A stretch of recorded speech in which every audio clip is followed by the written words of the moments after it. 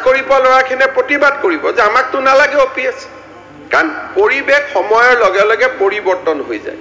সেইকাৰণে ভাৰত চৰকাৰক মই যোৱাবাৰো সদনত উত্তৰ দিছোঁ যে আমি যেহেতু চেণ্ট্ৰেল পে স্কেল ইমপ্লিমেণ্ট কৰিছোঁ, আমি ভাৰত চৰকাৰৰ লগত যাম। ৰেলৱেৰ কৰ্মচাৰীও আছে, ভাৰত চৰকাৰৰ অধীনত কাম কৰা কিমান লাখ লাখ কৰ্মচাৰী আছে, গতিকে তেওঁলোকৰ হিতৰ কাৰণে যিটো সিদ্ধান্ত গ্ৰহণ হ'ব, ৰাজ্য চৰকাৰেও সেই সিদ্ধান্তটো গ্ৰহণ কৰিব। কিন্তু ভেঞ্চাৰ স্কুলৰ শিক্ষকসকলৰ পে স্লিপখন লৈ পেলাই যে গোটেই কৰ্মচাৰীৰে তেনেকুৱা এটা অৱস্থা হ'ব, তেনেকুৱা ভয় খুৱাই থকাটো উচিত নহয়, কাৰণ এইটো তথ্যৰ ওপৰত প্ৰতিষ্ঠিত নহয়। 3 বছৰ চাকৰি কৰা আৰু 30 বছৰ চাকৰি কৰা মানুহৰ মাজত বহুত বেছি পাৰ্থক্য থাকে। অধ্যক্ষ মহোদয়, মই মোৰ ছেকেণ্ড ছাপ্লিমেণ্টাৰীটো কৰি লওঁ। অধ্যক্ষ ডাঙৰীয়া, যদিও তেখেতে কৈছে যে এইটো 3 মাহ 4 মাহ 3 বছৰ কাম কৰা, মই যি 3টা উদাহৰণ দিছিলোঁ, এজনৰ 10 বছৰ, এজনৰ 9 বছৰ, এজনৰ 8 বছৰ চাকৰি হৈছিলে। আৰু মোৰ লগত আৰু তেনেকুৱা ঢেৰ আছে বেলেগ বেলেগ ডিপাৰ্টমেণ্টৰ পৰা, যিবিলাকৰ পৰা কিন্তু দেখা গ'ল যে মুখ্যমন্ত্ৰী ডাঙৰীয়াই আচলতে পুৰণি পেঞ্চন ব্যৱস্থালৈ আহিব খোজা নাই। এতিয়া মোৰ দ্বিতীয় মোৰ ছাপ্লিমেণ্টাৰীটো হ'ল, মাননীয় মুখ্যমন্ত্ৰীয়ে যোৱা 21 মাৰ্চ 2023 তাৰিখৰ দিনা বিধানসভাত মোৰ এটা সংকল্প প্ৰস্তাৱৰ উত্তৰত কৈছিলে যে 2035 চনতহে মানে গম পোৱা যাব যে আচলতে লাভ হৈছে নে লোকচান হৈছে। এই কথাটো কৈছিলে যে OPS আৰু NPSৰ গেপটো, মানে যদি OPS আগতে যিটো পাইছিলে তেনেকুৱা পেঞ্চনত যদি যিমান বেছি পায় তাতকৈ যদি NPSত কম পায়, তাৰ যিটো মাজৰ যিটো গেপ সেইটো আমাৰ ৰাজ্য চৰকাৰে দি দিম বুলি কৈছিলে। এতিয়া অসমত 7,600 জনে নতুনকৈ পেঞ্চন পায়, NPS পায় 7,600 জনে। কিন্তু এই 7,600 জনক এজনকো, য'ত কোনোবাই 400 টকা পায়, কোনোবাই 300 টকা পায়, কোনোবাই 2500 টকা পায়, সিমান টকালৈকে পায়, তেওঁলোকৰ OPS আৰু NPSৰ যিটো গেপ, সেই গেপটো এতিয়ালৈকে 1 টকাও দিয়াৰ ব্যৱস্থা কৰা নাই। যেতিয়ালৈকে OPS লাগু নকৰিব তেতিয়ালৈকে এই 7,600 জন বা যিকোনো এজন ৰিটায়াৰ কৰা নতুন এমপ্লয়ী চৰকাৰে এই গেপটো যিটো গেপ, সেই গেপৰ এমাউণ্টটো পে' কৰাৰ ব্যৱস্থা কৰিবনে তেখেতৰ প্ৰতিশ্ৰুতি অনুসৰি? 21 মাৰ্চ 2023 তাৰিখৰ প্ৰতিশ্ৰুতি। মাননীয় অধ্যক্ষ মহোদয়, মই হাউচত কোনো প্ৰতিশ্ৰুতি দিয়া নাই।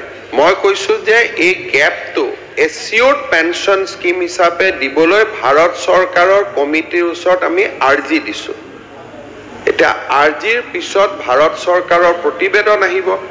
ভাৰত চৰকাৰে অসম চৰকাৰৰ আৰ্জিটো মানি ল'লে আমি সেই অনুসৰি কাম কৰিম। একজেক্টলি আমি হাউচত যিটো কৈছোঁ সেইখিনি আমি ভাৰত চৰকাৰক লিখি দিছোঁ যে চব ষ্টেটৰ কমেণ্ট বিচাৰিছিল, অসমৰ কমেণ্ট এইটোৱে আছিলে যে যদি এজন OPS ৰিটায়াৰ হ'লে 50% পেঞ্চন পায়, NPS এজনেও বেংকৰ পৰাই হওক চৰকাৰৰ পৰাই হওক 50% পেঞ্চন পাব লাগে। এইটো অসম চৰকাৰৰ বিচাৰ আৰু আমি সেই বিচাৰটো ভাৰত চৰকাৰক দিছোঁ। ভাৰত চৰকাৰৰ কমিটিৰ ৰিকমেণ্ডেশ্যন অহাৰ পিছতহে ৰাজ্য চৰকাৰে ব্যৱস্থা ল'ব পাৰিব বুলি সিদিনাখনো প্ৰশ্নৰ উত্তৰত মই বাৰে বাৰে কৈছোঁ। গতিকে তেখেতে কোৱা ভিডিঅ'টো যদি দেখুৱাই দিব লাগে, মই ইয়াত চাউণ্ডটো দি দিওঁ। তেখেতে কৈছে যিটো OPS পালে যিটো পইচা পেঞ্চন পালেহেঁতেন 10 বছৰত, সেই পৰিমাণটো আৰু NPSৰ পৰিমাণটো দুইটা কেলকুলেট কৰা হ'ব আৰু কেলকুলেট কৰি যিটো গেপ, সেই গেপৰ এনচাৰটো দি দিলে মুখ্যমন্ত্ৰী। ভিডিঅ'টো অখিল গগৈয়ে নিজৰ ফেচবুকত ধুনীয়াকৈ এডিটিং নকৰাকৈ প্ৰকাশ কৰি দিলে হৈ যাব। ঠিক আছে, ধন্যবাদ। এতিয়া চৰকাৰে তাৰমানে OPSলৈ ঘূৰি নাযায়, চৰকাৰে NPS কৰিব নহয় জানো? অসম চৰকাৰে কেতিয়াও কৰ্মচাৰীবিলাকক OPS নিদিয়ে তাৰমানে? এইটো কুৱেশ্যন নহয়। মনোৰঞ্জন তালুকদাৰ ডাঙৰীয়া, মই মুখ্যমন্ত্ৰীৰ পৰা জানিব বিচাৰিছোঁ, কাৰণ আজি NPSত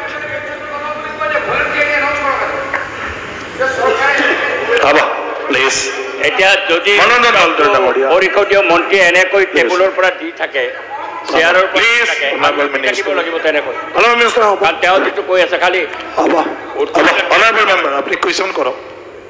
কুৱেশ্যনটো সম্পৰ্কত মোৰ স্বাভাৱিকতে প্ৰশ্নটো হৈছে যে 2,58,456 জন এতিয়া NPSত আমাৰ কৰ্মচাৰী আছে, কিন্তু আমি ইয়াতে এচিয়ৰ্ড পেঞ্চনৰ কথা আজি মুখ্যমন্ত্ৰী কৈছে এইটো হ'ব নহ'ব আমি গম পোৱা নাই।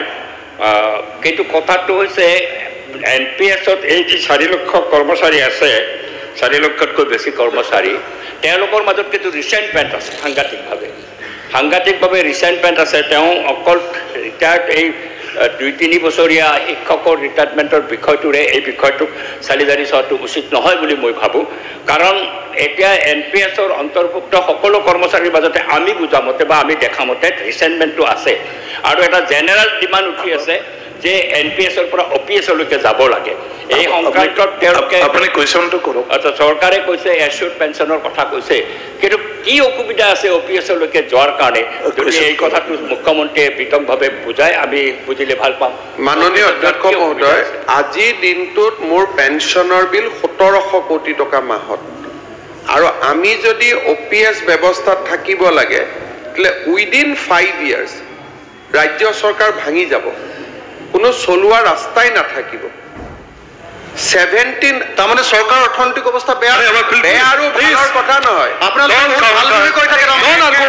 অৰ্থনৈতিক অৱস্থা বেয়া মানে আপুনি মাননীয় অধ্যক্ষ মহোদয় আছে অখিল গগৈ ডাঙৰীয়াৰ জবাব সেই ধৰণে মই দিব নোৱাৰো যদি পেঞ্চন দি থাকিব লাগে অৰ্থনীতি বেয়া হৈ যাব আজি বেয়া নহয় যদি OPSত আমি পেঞ্চন দিব লাগে স্যালাৰি আমাৰ আজিৰ দিনত হল সে 28,000-3000 পেঞ্চন এই বছৰ আমাৰ হৈছে গৈ 1700 কোটি পাৰ মান্থ আৰু যদি 5 বছৰত তাৰ যিটো বেৰোমিটাৰ OPS মতে যদি দি থাকিব লাগে স্যালাৰিতকৈ পেঞ্চনৰ বিল বাঢ়ি যাব মানুহৰ লাইফ এক্সপেক্টেন্সি বাঢ়ি গৈ আছে সেইটো কাৰণে ভাৰত চৰকাৰে সিদ্ধান্ত লৈছিল যে মানুহখিনি একে সুবিধা পাওক কিন্তু আমি টকাখিনি বেংকত ইনভেস্ট কৰি যাওঁ প্ৰথমৰ পৰা যাতে বেংকৰ পৰা আমি যেটো ইন্টাৰেষ্ট পাওঁ